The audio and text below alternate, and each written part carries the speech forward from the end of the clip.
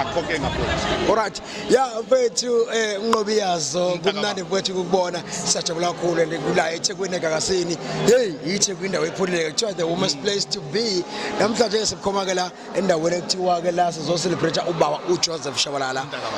iBlack Mambazo makhuluma ngomnabeteli Smith mhlawumbe kafushane before ngene kuwena nje wena ongakusho kuloko kuba uthinta ubaba uJoseph Shabalala njenge founder and yelekhuza yeBlack Mambazo ngathini Mfowethu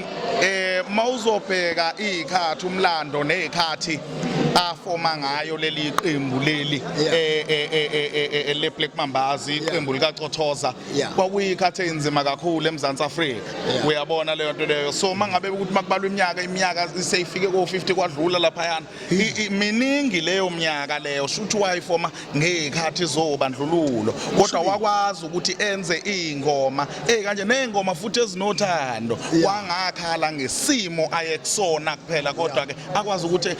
enze ingoma ezivuselelayo eziphilisa umuntu esayicula namanje uyabona le nto le so iqhawe lasebenza kakhulu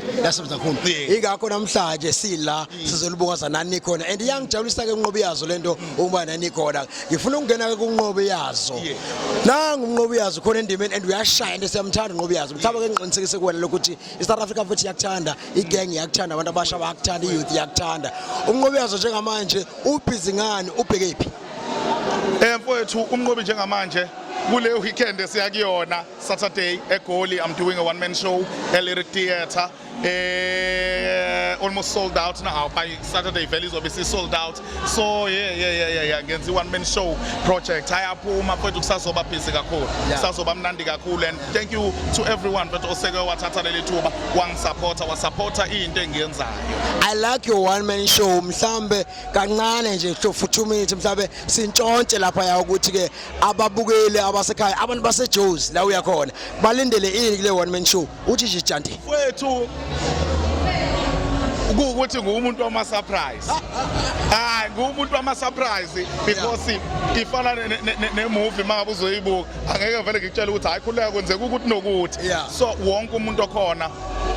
niyozwa amazwibela after show ukuthi yini abantu abayibonile lapha yana kodwa mfowethu kuhle ngikuprepare ngicela ubameme mfowethu ngiyacela